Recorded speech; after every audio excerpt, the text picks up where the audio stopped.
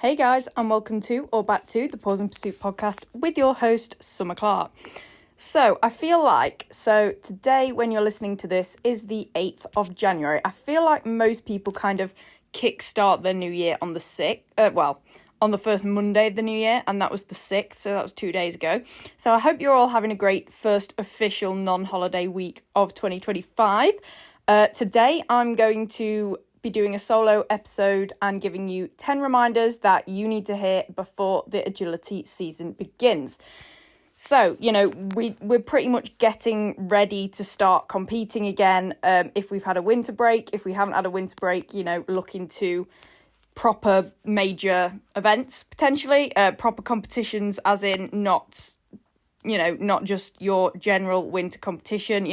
A lot of you probably have Open Showcase, GB tryouts, there's Crust coming up, and even if you are just getting ready to compete again at normal shows, there's lots of things that you need to remember in order to set yourself and your dog up for success. So I will be going through that, which I think will help you all. But before we get started on the topic, let me do a little weekly recap. So obviously this time last year, oh my God. Wait, no. I was going to say it was last year, but it wasn't. This time last week was New Year's Day. And I had a pretty chill New Year's, to be fair. I feel like I'm past that point of going out clubbing on New Year's Eve. Did it for a few years, good times, but now I'm like CBA. On New Year's Day, I went to see We Live in Time with a couple of my mates, and oh my God, I don't know how I didn't cry. My mate cried, and I didn't, and I don't know why. Does that mean I don't have a soul? Because it was literally the saddest film I think I've ever watched. Like, what a great way to start the new year. With a very, very sad film. But anyway, no, it's a really good film. But yeah, warning, if you haven't seen it yet and you're going to watch it, you may cry. What else have I been doing? I've had some one-to-ones, some agility and general training one-to-ones, which is always fun. I started with a new dog walking client as well, which is cool. Really building my business up this year, as I've said before, so all good there.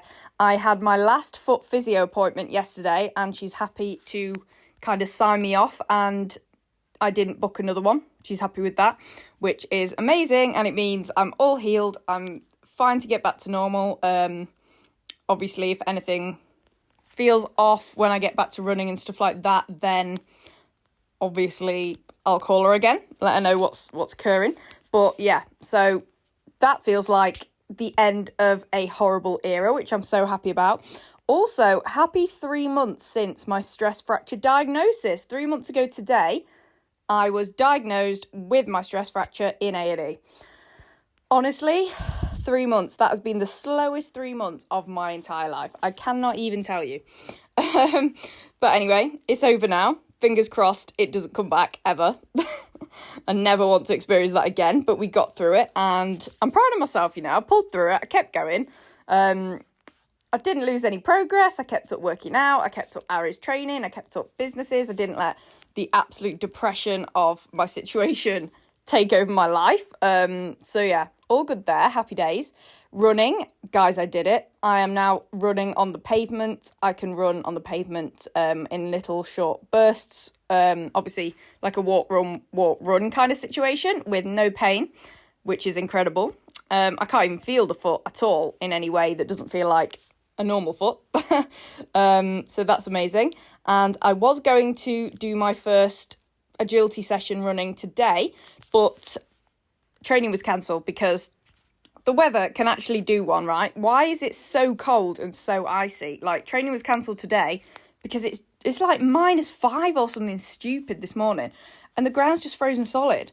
It's really getting on my nerves now. Like, can it just not? It's just, we don't need this. We really don't. Like, in the Christmas holidays and around Christmas time, it's like nice and magical and vibes. But now it's just like, no, we've all got shit to get on with, all right? So yeah, that's annoying. So no training today.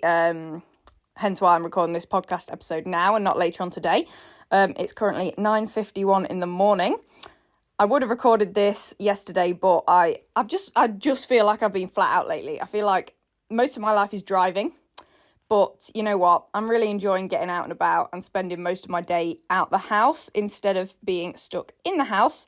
like I was for the past 3 months. So happy days, can't complain. So that is what has been going on this past week. But without further ado, I'm going to get straight into the 10 reminders that you need to hear. Oh, voice break. 10 reminders that you need to hit before the agility season kicks off this year. So number 1 is don't shy away from failure. And this is really hard, but instead actively seek out the risk of failure.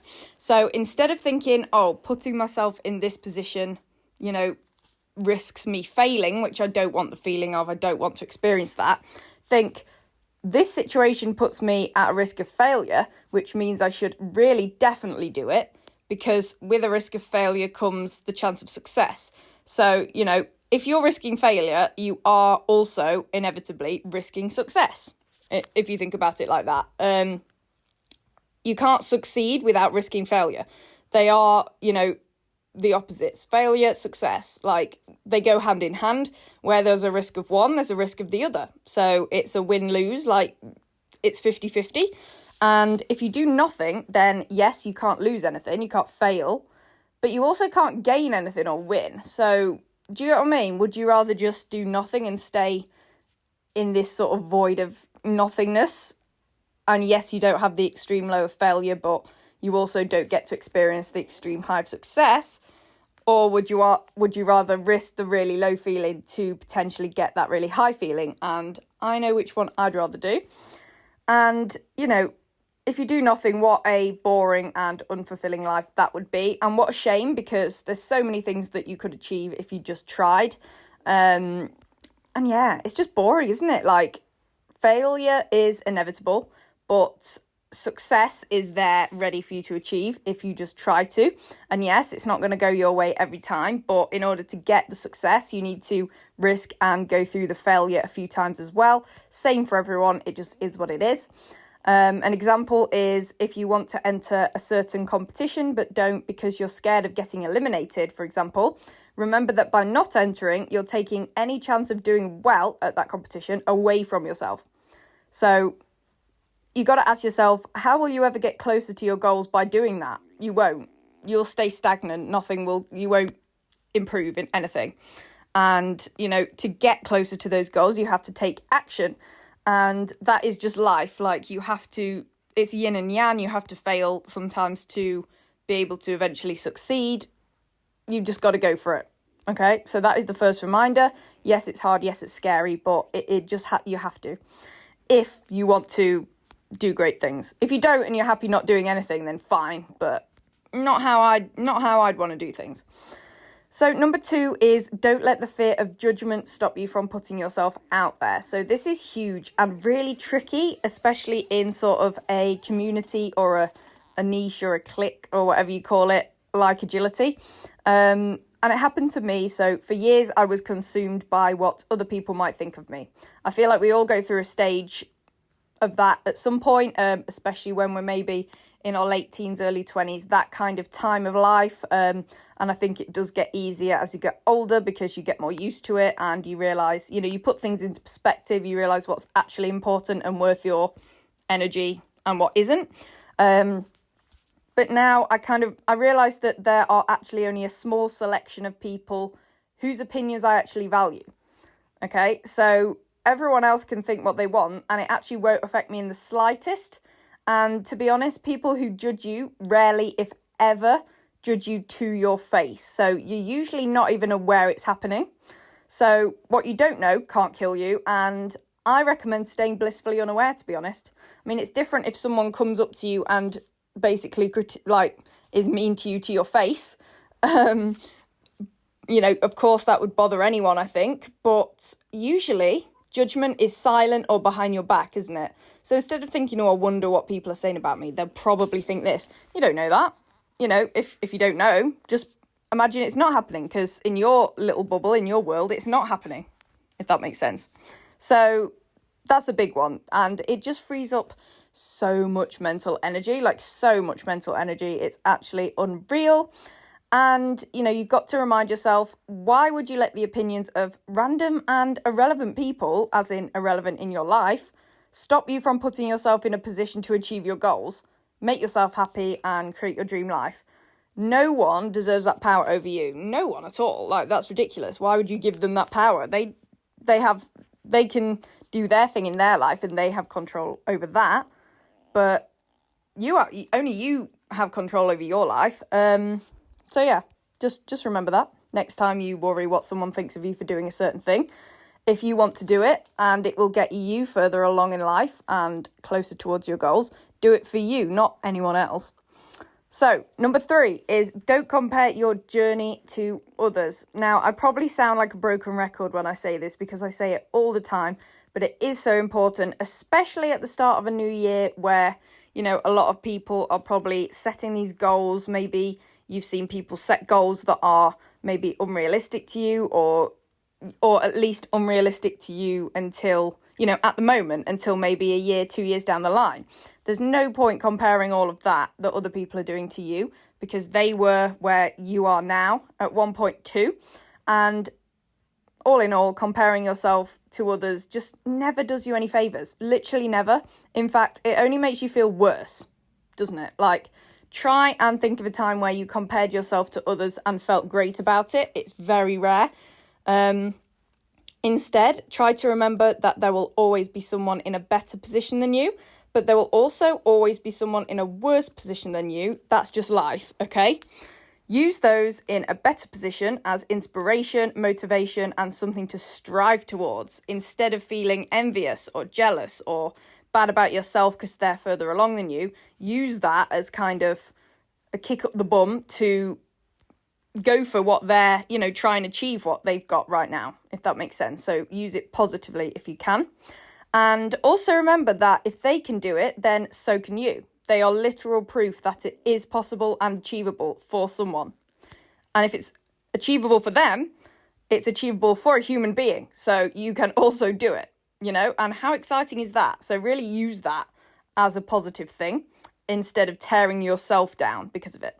So this rings especially true in dog training because every dog is totally different and your dog's character does not define you as a trainer. So, for example, all those years where Arrow wouldn't run and he was nervous and, we weren't having success on paper and stuff, that doesn't, people didn't look at, well, maybe they did, but again, going back to our earlier point, I never knew about it.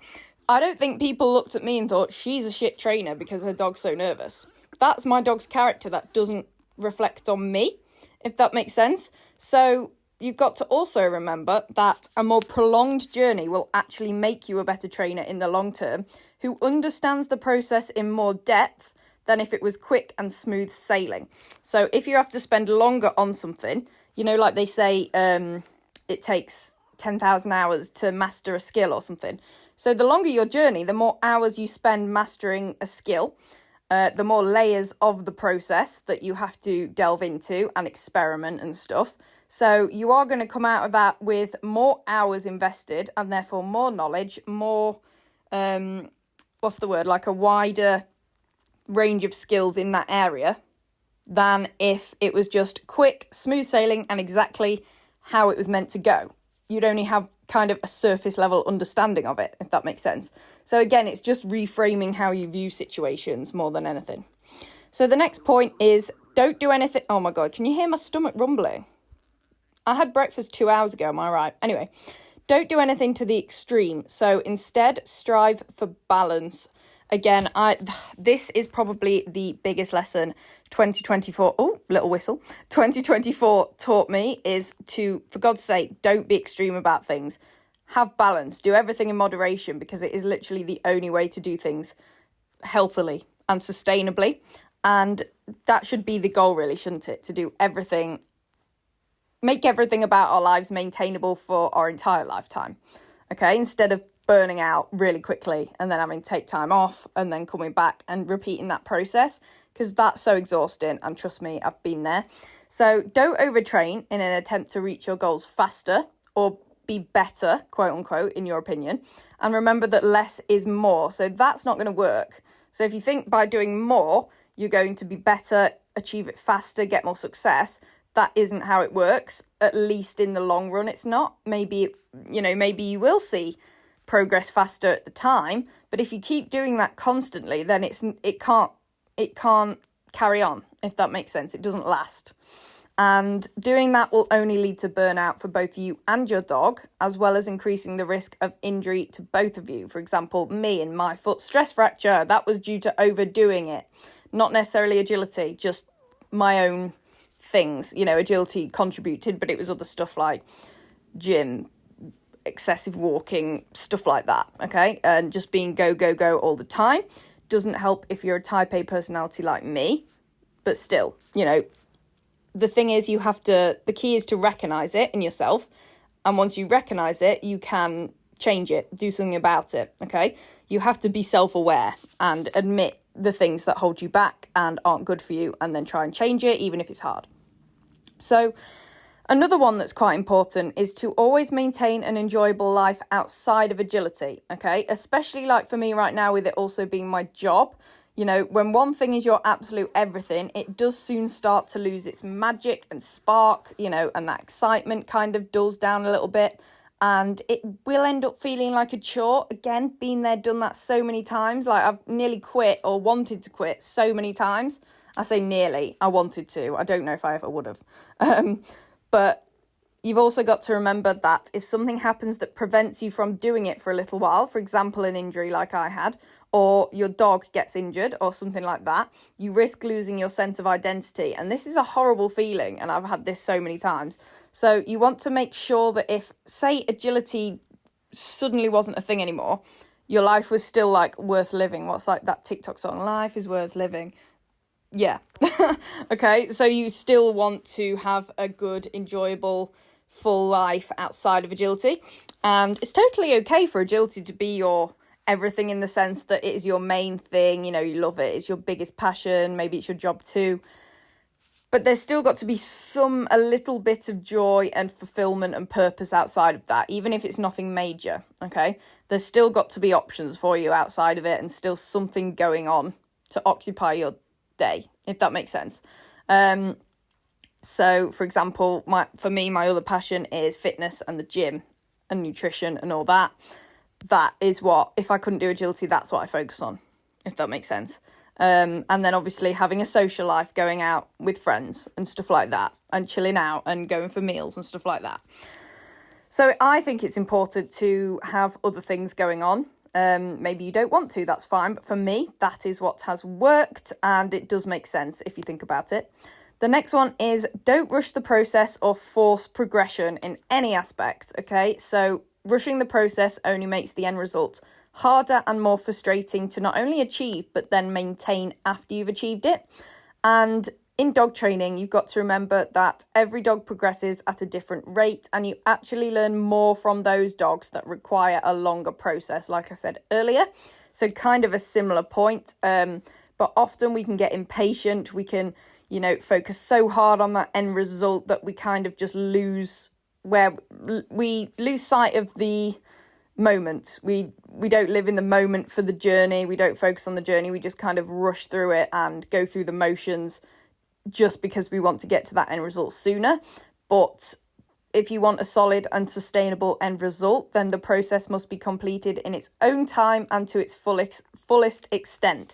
So you can't skimp on bits of the process, and you have to let it happen in the time that it happens. And every single dog will be different in each journey they go on, whether you're teaching a running dog walk or the weeds or anything like that, or just general training in general, confidence training, stuff like that. Every dog is different, and slower isn't a bad thing. The end result will be the same eventually as someone who flew through it. It is what it is, okay? Maybe you have a dog now that's taken ages or is taking ages, but maybe your next dog will fly through it. It's yin and yang, and remember, it doesn't reflect on you as a trainer. And always embrace delayed gratification and focus your energy on the journey instead of just on the destination. So that delayed gratification, again, is something I really have had to learn, especially in 2024. And it's doing the things now that maybe you find boring or you don't particularly want to do, because you will get that gratification down the line somewhere. Okay? So the next one is treat every experience as an opportunity to learn and grow. So this sounds really cliche, but it's so true. So, for example, if you're anxious about competing at the Open Showcase or Crufts, coming up in a few months, then that is a good thing, because this means that next time you do it, you won't be as nervous, okay? So yes, for example, I do still get nervous at big competitions, but nowhere near the level of nerves and overwhelm that I used to get when it was like my first or second time doing something, okay? So if you're anxious, that means good. Next time, it won't be as nerve-wracking, okay? And you'll be better at it. So you've got to get this time out of the way to be better next time, even if it's not your first time. Even if it's your fifth time, think, I'm nervous about my fifth time, but that means my 10th time is going to be way better. Does that make sense? Or even your sixth time, you improve every single time after you do something. So instead of going in, say, to these competitions, thinking that the purpose is to do well on paper, results-wise, try to go in thinking that the purpose is to understand how the experience works. For example, if it's your first time at Open, Showcase or Crufts, the only way to understand how that experience and that event works for next time is to actually go through it at some point. So prepare, you want to prepare, use it to prepare for the next time you do it. Whether it goes well on paper or not, you always leave having grown in some way from it, okay? You never come out of an experience worse off than you were before the experience, usually, unless you or your dog get injured in the competition. Again, I'm going off like agility here, obviously. Some things are horrible and you don't come out better, but in agility, generally, if you don't get injured, you come out of an event better off in some way, even if you didn't do well on paper. And that means you achieved something out of it. So even if you went to a new competition and got all E's and were stressed all day, you did get something out of it. You got experience, okay?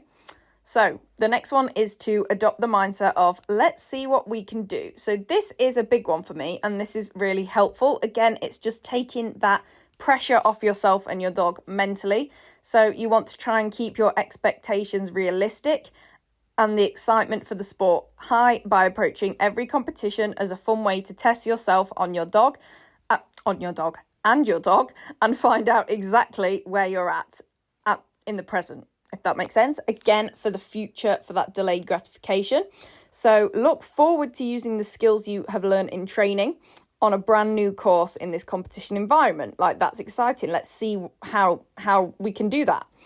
And never go into a competition expecting to win, because I've kind of done that before, thinking, maybe it's been quieter, maybe there's less entries, maybe it's an easy course, and then something little goes wrong or someone comes in last minute and pits me at the post, and then I'm disappointed because the expectation was to win.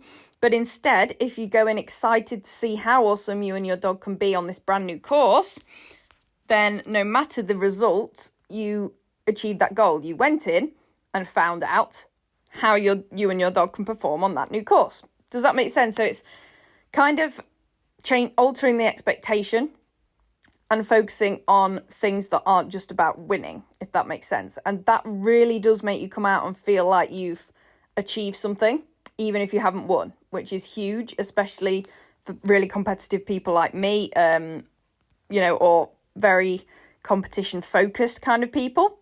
So the next one is that you don't have to do everything, and that you need to prioritize what you do, because none of us can do everything, okay? You can't do every training day and every show without turning agility into an all-encompassing nightmare, to be honest, okay? So if you're trying to do everything and fit everything in, that's not a nice experience, okay? You're always rushing, you have no time off, do you know what I mean?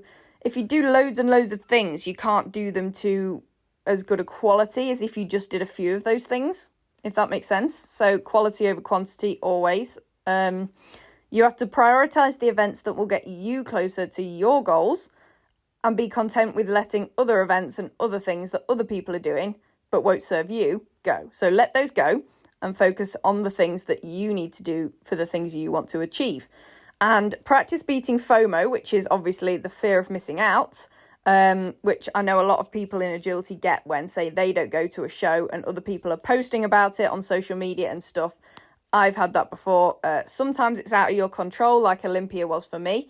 But if you choose not to go to an event and then still look at people's posts and think, I wish I was there, remind yourself, no, I didn't do that because, and then give your reason.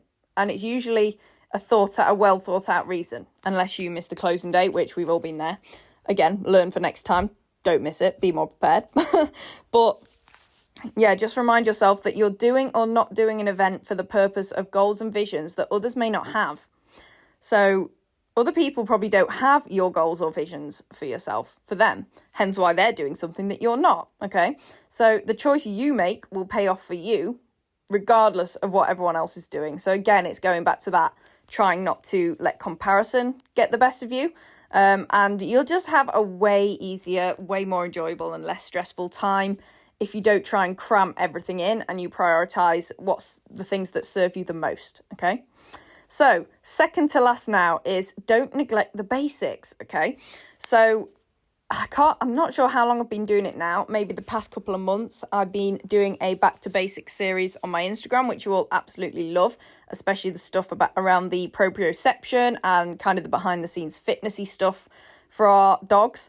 But never be afraid to revisit the foundation exercises regularly. In fact, not just never be afraid to, actively do that.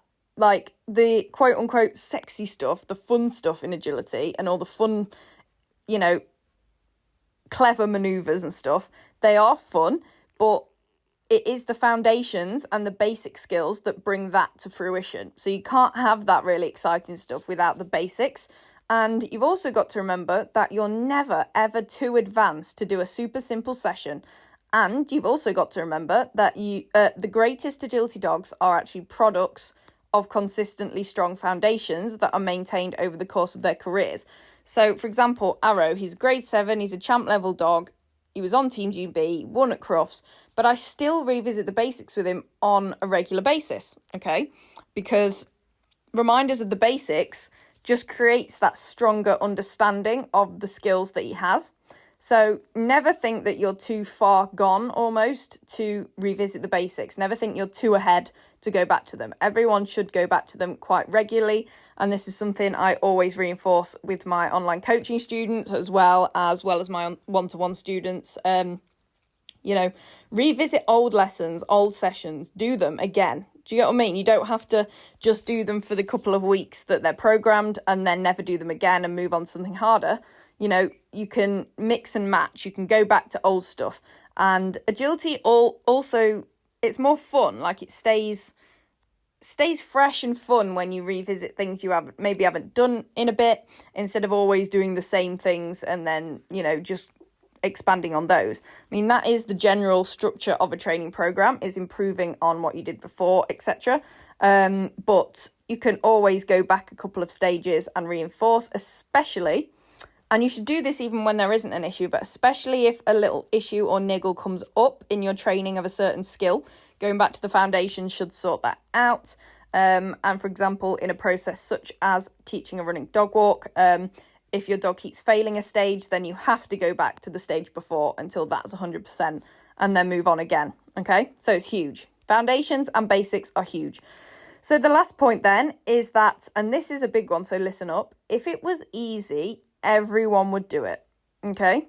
If it was easy, everyone would do it. Huge. So when things get tough and you want to throw in the towel, like has happened to me so many times, you have to remember your why, so why you're pushing through this, and what your goals are and how amazing it will feel to achieve them. So if it was easy, if it was meant to be an easy process, then everyone would have achieved what you set out to achieve, what you're setting out to achieve, and that just wouldn't be as special. Like, imagine if everyone had achieved the highest level of agility. That takes the specialness out of it. That's not a word, but you know what I mean. Because, it's not a great achievement. It's not as much of a great achievement if every single person has achieved the exact same thing and has reached the highest level. Like, that takes the spark out of it. That takes it's not as satisfying to do something that's well easy than if you do something that has taken work and is actually quite difficult. So you've got to imagine the sense of achievement that you'll feel when you push through the hard stuff and it eventually pays off. That is literally the best feeling ever. And try to take great satisfaction and confidence from your grit and perseverance. Not everyone has that level of grit and perseverance through the hard times. And the fact that you do means that you're destined to do big things. So get excited about that and be proud. Be proud of yourself for doing things that feel difficult, because I generally think that is the greatest achievement. It's that self-discipline, it's that perseverance, that grit. And that, to me, is really admirable.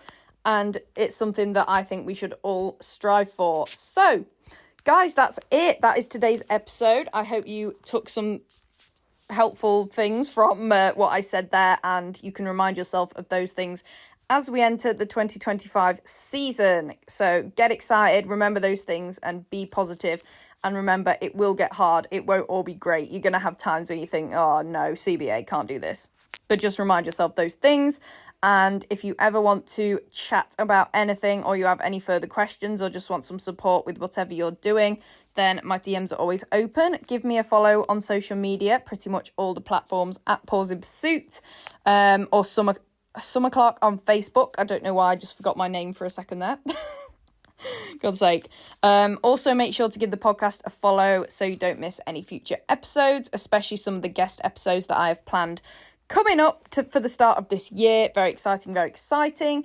And keep sending me your solo and guest topic ideas and who you would like me to get on the podcast. If you're feeling generous, please do give the podcast a 5-star rating and review. That would mean the world to me. I'm excited for what I'm going to achieve with the podcast in 2025. And once again, because I don't think I say this enough, thank you to everyone that listens on a regular basis, or even if you're new and only just discovering the podcast, thank you for listening. I really appreciate all of you.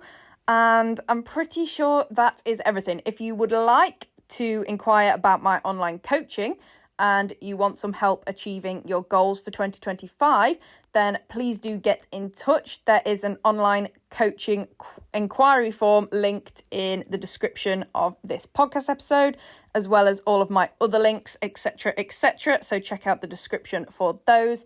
And before I totally sign off, I will let you know what I'll be doing in the next week that you can hear about in next week's episode. So I have more one-to-ones, obviously. I'm also teaching a workshop on Sunday, so that'll be very fun. But I am hoping that the weather is not quite as Baltic as it is right now. I've hired Ogilvy Dogs on Monday, which is exciting. So I will be doing some running there. Okay, so next time I speak to you, I will let you know how my first proper run back in agility goes.